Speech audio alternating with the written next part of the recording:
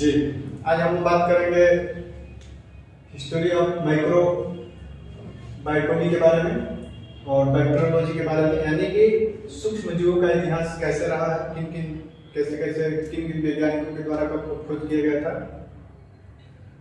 सबसे पहले हम लोग ये जानेंगे कि जब आधुनिक सूक्ष्म जीव विज्ञान का अध्ययन नहीं हुआ करता था, जब मॉडर्न माइक्रोबायोलॉजी का खोज नहीं हुआ था, तो उसके पहले किसी भी प्रकार की जब बीमारी होती थी तो उन बीमारियों के कारण का पता नहीं लग पाता था, उन किन कारणों से वो बीमारी उत्पन्न हुआ है या उसके बारे में हम लोग अध्ययन भी करना नहीं जानते थे। कहने का तात्पर्य होता है कि पहले किसी भी प्रकार की जब बीमारी होता था तो हम लोग क्या करते थे, दवा खाते थे और रोग का ठीक कर लेते थे, लेकिन रोग किन कारणों से हुआ है इसका हम पता लगाने की कोशिश कभी नहीं करते थे, है ना। हम लोग ज्ञान प्राप्त होता था। लेकिन सबसे पहले क्रेके अस्टोरो नामक वैज्ञानिक ने 1564 ईस्वी में उन्होंने सूक्ष्म जीव विज्ञान का शुरुआत किया था, यानी उसके बारे में उन्होंने जानकारी लेने का कोशिश किया था। उस दौरान जब क्रेके अस्टोरो ने 1564 ईस्वी में जानकारी लेने का कोशिश किया था तो उन्होंने एक बात कही थी कि किसी भी प्रकार के संक्रामक बीमारी यानी किसी भी प्रकार के इन्फेक्शन जो होता है वो सूक्ष्म जीवाणुओं की वजह से होता है। यानी उनका कहना यह था कि कोई भी संक्रामक बीमारी सूक्ष्म जीवों की वजह से फैलता है, यानी माइक्रो ऑर्गेनिज्म की वजह से फैलता है, उनका कहना था। इसके लिए उन्होंने क्या क्या बात कही थी, उस दौरान उन्होंने 3 बात कही थी। पहला बात उन्होंने ये कहा था कि किसी भी प्रकार के संक्रामक बीमारी सूक्ष्म जीव की वजह से फैलता है। दूसरा उन्होंने ये बात बोला था वैसा सूक्ष्म जीव से फैलता है जिस सूक्ष्म जीव को हम लोग अपने नग्न आंखों से नहीं देख सकते हैं, यानी कि अपने आंख से हम लोग नहीं देख सकते हैं। और तीसरा बात उन्होंने ये भी बोली थी कि किसी प्रकार के संक्रामक बीमारी 2 कारण से फैलता है, पहला सीटी से और दूसरा जो होता है वो संक्रामक पदार्थ से। कहने का तात्पर्य उनका ये था कि किसी भी प्रकार के संक्रामक बीमारी जब किसी संक्रामक पदार्थ के संपर्क में आता है तो उस व्यक्ति में संक्रामक बीमारी फैल जाता है और दूसरा सीटी की वजह से फैल जाता है। और उनका ये भी कहना था कि वैसे सूक्ष्म जीव की वजह से फैलता है जिसको हम लोग अपने आंख से नहीं देख सकते हैं। उसे देखने के लिए किसी खास यंत्र की जरूरत पड़ेगी, लेकिन वो खास यंत्र को उस समय खोज नहीं हुआ करता था। बस उन्होंने केवल कह दिया था कि किसी भी प्रकार के संक्रामक बीमारी हम लोग के सूक्ष्म जीवों की वजह से फैलता है जिसको हम लोग अपने आंख से नहीं देख सकते हैं, ठीक है। तब जाके जैनसेन ने सबसे पहले 1609 ईस्वी में माइक्रोस्कोप की खोज किया था, यानी सूक्ष्मदर्शी का खोज किया था। जब माइक्रोस्कोप का खोज हुआ तब जाके ये सब सूक्ष्म जीव होता है वो दिखाई देने लगा। हम लोग जानते हैं कि सूक्ष्म जीव किसे कहते हैं, कल आप लोग बताए थे कि सूक्ष्म जीव किसे कहते हैं, वैसा जीव जिसका आकार 1 mm या 1 mm से कम हो वैसे जीव को हम सूक्ष्म जीव कहते हैं। और जैनसेन ने क्या किया, जब खोज किया सूक्ष्मदर्शी का, यानी सूक्ष्मदर्शी जब बनाया तो उसमें क्या किया, जिस जीव का साइज 1 mm हुआ करता था उसका आकार बढ़ाकर 32 गुना दिखाने लगा। यानी किसी भी सूक्ष्म जीव को जब हम माइक्रोस्कोप में देखते थे तो क्या होता था, 32 गुना आकार अपना बढ़ाकर तब उस सूक्ष्म जीव हम लोग को दिखाता था। तो उस समय क्या होता था कि हम लोग को एक राहत मिली थी कि सूक्ष्म जीवों के बारे में जानकारी मिल पाता था, क्योंकि इन्होंने कहा था कि किसी भी प्रकार के संक्रामक बीमारी सूक्ष्म जीवों की वजह से फैलता है और सब पता नहीं था कि सूक्ष्म जीव होता कैसा है।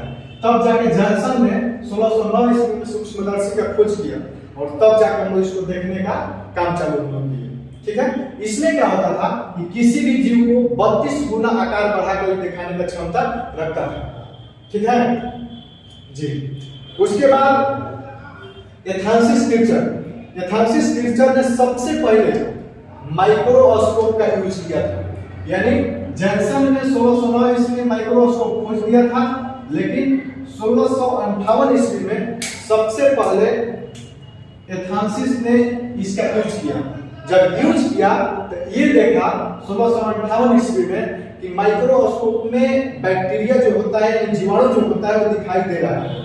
यानी कि सबसे पहले एथांसिस ने 1658 ईस्वी में माइक्रोस्कोप की सहायता से जीवाणु की खोज किया था, ठीक है जी।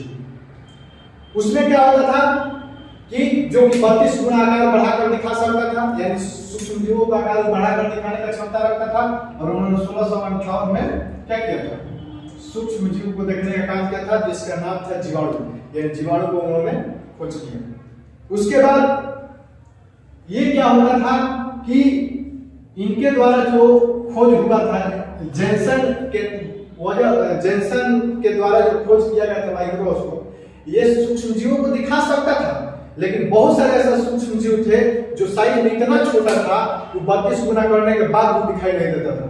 तब जाके एंटोनी वान लीवेनहोइक नामक वैज्ञानिक ने 1676 ईस्वी में 1676 ईस्वी में हाई कैपेसिटी का माइक्रोस्कोप का खोज किया। यानी कि 1676 ईस्वी में उच्च आवर्धन शक्ति का सूक्ष्मदर्शी का निर्माण किया। तब जाके किसी भी सूक्ष्म जीव को जब हम लोग देखते थे तो हम लोग क्या होता था, वो स्पष्ट दिखाई हम लोग को देने लगता था। इसके बाद इसीलिए इनको हम लोग एंटोनी वान लीवेनहोइक को हम लोग फादर ऑफ माइक्रोस्कोप कहते हैं। यानी कि इनके द्वारा जो खोज हुआ माइक्रोस्कोप का, ये हाई क्वालिटी का था और ये बहुत कारगर हुआ मॉडर्न माइक्रोबायोलॉजी को क्लियर करने में। यानी कि इनके द्वारा जो खोज किया गया था, ये सूक्ष्मदर्शी को बहुत हाई क्वालिटी का दिया। और इनके सूक्ष्मदर्शी को जो जीव दिखाई देते थे, जैसे मान लीजिए कि हम लोग कोई भी जीव देखते थे, तो कोई भी सूक्ष्म जीव को हम लोग देखते थे तो सूक्ष्म जीव का हम लोग नाम रखते थे एनिमल्क्यूल्स। यानी जो इन्होंने खोज किया था उसका नाम था माइक्रोस्कोप। और जिस माइक्रोस्कोप में हम लोग वस्तु को देखते थे या किसी जीव को देखते थे तो उसको हम लोग नाम रखते थे एनिमल्क्यूल्स। और ये क्या कहा, इनको उसी समय से हम लोग कहा जाने वाला एंटोनी वान लीवेनहोइक को फादर ऑफ माइक्रोस्कोप, यानी माइक्रोस्कोप के इनको पिता कहा जाता है क्योंकि सबसे हाई क्वालिटी का इन्होंने खोज किया था। उसके बाद 1976 ईस्वी में 1676 ईस्वी में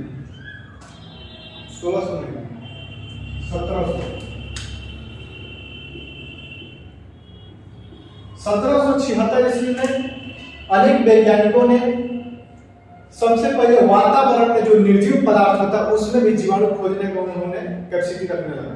सबसे पहले तो हम वो जीव में देखते थे कि जीव में सूक्ष्म जीव पाए जाते हैं, क्योंकि उन्होंने बताया थे कि किसी भी प्रकार के संक्रमण जो होता है वो किसमें होता है, जीवों में होता है। लेकिन इसका भी लोग पता लगा, यानी 1776 ईस्वी में अनेक वैज्ञानिकों ने पता लगाना चालू किया कि नहीं, जीव में तो सूक्ष्म जीव पाए जाते हैं। अब इसका पता हम कैसे लगे कि निर्जीव वस्तु में भी सूक्ष्म जीव पाए जाते हैं कि नहीं पाए जाते हैं। तब जाके इसका रिसर्च इन्होंने चालू किया। 1776 ईस्वी में अनेक वैज्ञानिकों ने निर्जीव पदार्थों में भी अपना जीवाणु देखने का कोशिश करने लगा। तब जाके 1836 ईस्वी में, यानी 1836 ईस्वी में सबसे पहले कोगिनार्ड ने 1836 में शराब पर रिसर्च किया तो पाया कि उसमें भी सूक्ष्म जीव पाए जाते हैं। और उस सूक्ष्म जीव का नाम था ईस्ट। यानी कि कोगार्ड लेटारे के नामक वैज्ञानिक के द्वारा 1836 में जब रिसर्च किया गया तो शराब पर उन्होंने रिसर्च किया जो कि निर्जीव वस्तु है, और उसमें पाया गया कि उसमें भी सूक्ष्म जीव पाए जाते हैं और उस सूक्ष्म जीव का नाम रखा ईस्ट रखा। ठीक है, इन्होंने बस इतना कहकर छोड़ दिया था, ये स्पष्ट नहीं कहा था। इन्होंने कहा था कि ईस्ट पाया जाता है, लेकिन इसका सिद्ध नहीं कर पाए थे किस तरह। मतलब एक होता है कि हम मान लीजिए कह दिया बिना प्रूफ के कह दिया, लेकिन इसका प्रूफ जो होता है सिद्धांत मतलब सिद्ध जो होता है स्काउट। फिर इनके अधूरा रिसर्च को उन्होंने पूरा किया। यानी कोगिनार्ड ने 1836 में केवल इतना बोला था कि शराब में ईस्ट होता था, लेकिन सिद्ध नहीं किए थे। लेकिन स्काउट नामक वैज्ञानिक जो है वो 1837 इस बात को सिद्ध कर दिया कि जी उन्होंने जो बोला था वो शराब में ईस्ट पाया जाता है। और तब जाके सब लोगों ने मानने लगा कि शराब में ईस्ट पाया जाता है। उसके बाद रेमार्क ने 1845 ईस्वी में कवक का खोज किया था, जिसको हम फंगी के नाम से जानते हैं। उसी तरह 1875 में नेगली नामक वैज्ञानिक ने जीवाणु तथा कवक के बीच में संबंध बताया कि कवक और जीवाणु में क्या संबंध होता है। नेगली ने बताया था। नेगली ने 1875 में बताया कि कवक और जीवाणु में दोनों में क्या संबंध होता है, रिलेशन के बारे में उन्होंने बताया था। उसके बाद जॉन हंटर, यानी 1767 ईस्वी में जॉन हंटर के द्वारा सिफिलिस नामक सूक्ष्म जीव का खोज किया गया था। ये भी खोज किए थे। और उस दौरान हम लोग क्या हुआ था कि आधुनिक सूक्ष्म जीव विज्ञान का विकास कीड़ों या खमीर का परिणाम है। कहने का तात्पर्य है कि जॉन हंटर ने ये बोले थे कि किसी भी प्रकार के सूक्ष्म जीवों का विकास जो होता है किण्वन विधि के द्वारा होता है, यानी कि खमीर के द्वारा होता है। इस तरह से हम लोग आधुनिक सूक्ष्म जीव विज्ञान को बढ़ा रहे हैं। आधुनिक सूक्ष्म जीव को विज्ञान को बढ़ाने में लुईस पाश्चर, लॉर्ड लिस्टर और रॉबर्ट कॉक इन अनेकों वैज्ञानिक ने मिलकर सूक्ष्म जीवों का अध्ययन किया, रिसर्च किया, तब जाकर हम लोग आज इतना रिसर्च कर पाए हैं, तब जाकर हम लोग आज किसी भी प्रकार के सूक्ष्म जीवाणुओं के बारे में हम आसानी से पता लगा सकते हैं। पहले हम जानते थे कि देखिए अभी कोरोना वायरस जो आया था, तो यदि माइक्रोस्कोप नहीं रहता या टेक्नोलॉजी फास्ट नहीं रहता तो हो सकता है कि हम लोग को कोरोना वायरस के बारे में इतना जल्दी हम लोग को जानकारी नहीं मिल पाता, उसकी प्रकृति के बारे में जानकारी नहीं मिल पाता, वो कैसे उसको पता करेंगे इसके बारे में पता नहीं लगा सकते। लेकिन ये आधुनिक सूक्ष्म जीव विज्ञान का ही देन है कि हम लोग किसी भी नया नया जो रोग हो रहा है वो रोग का बहुत जल्दी से पता लगा लेते हैं कि किन कारणों से हुआ है, उनको मारने के लिए या मार देने के लिए हम लोग क्या क्या उपाय देना चाहिए, ये सब चीज जो है ये किया। परीक्षा में आप लोगों को एक और सवाल बहुत ज्यादा बेहतर रहता है, परीक्षा में आता है लुईस पाश्चर का योगदान, यानी सूक्ष्म जीव विज्ञान के अंतर्गत लुईस पाश्चर का योगदान क्या हुआ। सबसे पहले हम लोग जानेंगे लुईस पाश्चर का जो जन्म हुआ था 1822 ईस्वी में हुआ था और इनका देहांत जो हुआ है 1895 ईस्वी में हो गया था, यानी इतना दिन इन्होंने धरती पर आए थे। ये फ्रांस के रहने वाले थे, एक फ्रांसीसी रसायन शास्त्री थे, यानी रसायन शास्त्र के बारे में इन्होंने खोज करते थे और सूक्ष्म जीवों का इनको पिता कहा जाता है। यानी फ्रांसीसी रसायन शास्त्र लुईस पाश्चर को सूक्ष्म जीव का पिता कहा जाता है, क्योंकि इन्होंने बहुत ज्यादा खोज किया था और इनका सूक्ष्म जीव विज्ञान में बहुत ज्यादा योगदान भी रहा है।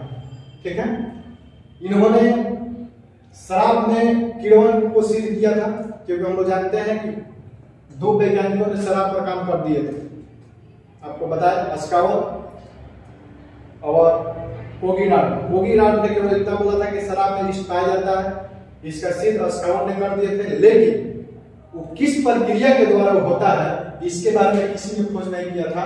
और सबसे पहले लुईस पाश्चर इस बात को पता लगाया था कि शराब में जो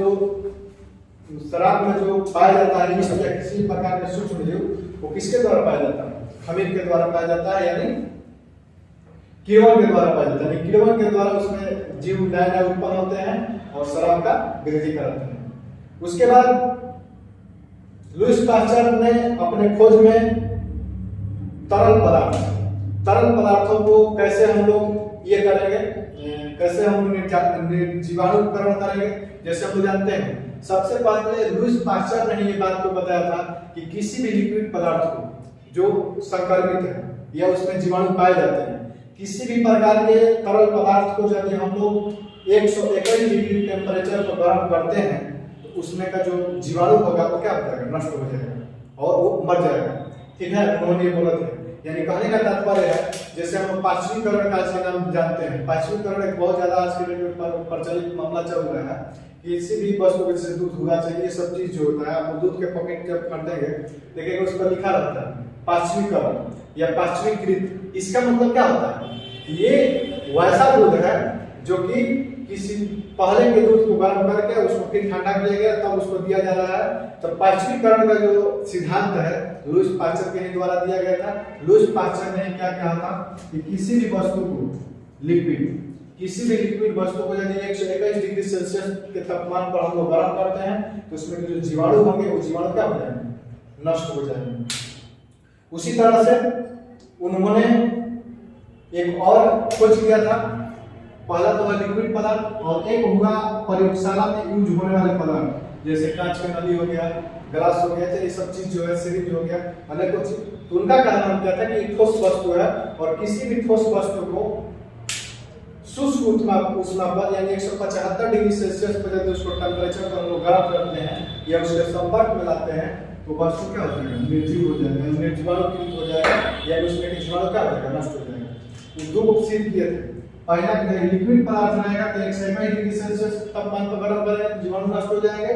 और दूसरा उन्होंने किया था ये कोई सूखा पदार्थ है तो उसको हम लोग ठोस पदार्थ है तो उसको 175 डिग्री सेल्सियस के तापमान पर जब गर्म करते हैं तो क्या होगा, तापमान और वो वस्तु निर्जीवाणुकृत हो जाएगा। उसके बाद इन्होंने ये तो खोज किया ही था, साथ ही साथ इन्होंने अनेक प्रकार के वैक्सीन का भी खोज किया था इन्होंने। लुईस पास्चर के खोज में क्या क्या मिला था? तो लुईस पास्चर अपने जीवन में अनेकों खोज किए हैं, जिसमें से आपको बता रहे हैं कि किण्वन या खमीर क्रिया में सूक्ष्म जीव का सूक्ष्म जीवीय वातावरण विकास, यानी इन्होंने कहा था कि खमीर के द्वारा या किण्वन विधि के द्वारा किसी भी प्रकार के सूक्ष्म जीव अपने वातावरण में विकास करते हैं, इन्होंने ये सिद्ध किया था। यानी कहना इनका ये था, यदि मान लें कि यहाँ पर सूक्ष्म जीव एक रहता है और इसका वातावरण इतना दूर में है, तो अपने आप में क्या करता है, प्रजनन करके और वृद्धि विकास करता रहता है, और आने वाले समय में अपने वातावरण को क्या करता है, अपने संपर्क में और अपने आगोश में ले लेता है। इनका कहना था, इनके द्वारा ये सिद्ध हुआ था कि किण्वन विधि के द्वारा किसी प्रकार का सूक्ष्म जीव होता है वो क्या करता है, अपने वृद्धि और विकास में बहुत ज्यादा अपने आप सहयोग कर लेता है।